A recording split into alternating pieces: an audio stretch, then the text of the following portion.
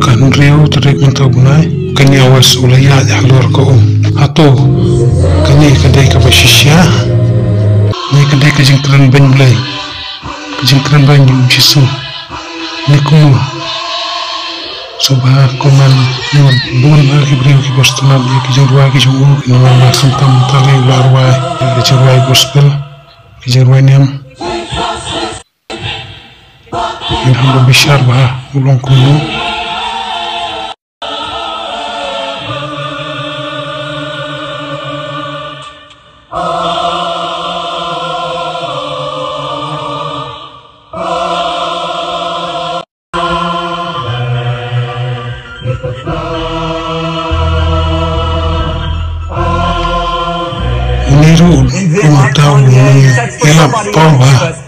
God doesn't put a dream in your heart and then not give you the ability to do it.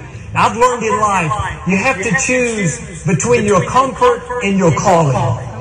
Peter heard the calling, come on out here, but Peter was comfortable in the boat with the other disciples.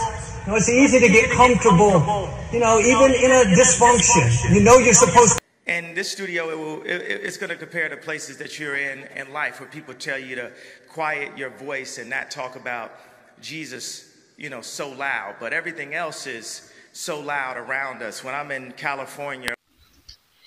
Hangi pat ana ba ujisu wan pau haran akne garan sam madu yakren padu Kanye West ula kli na ujisu medeng mami shisha ujuba angtu wang ha ngadai ngana bunsin ngelawan hangnya te kuli piwan le ayu guang ntu ngawan hangni ban pen em ya kibri balayam bat ban wan ra ya kajing syai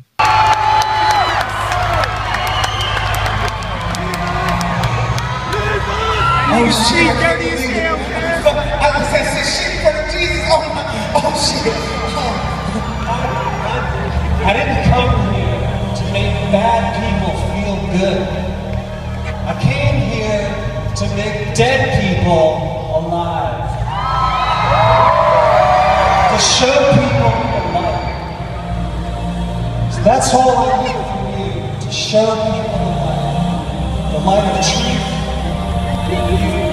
Jesus is black!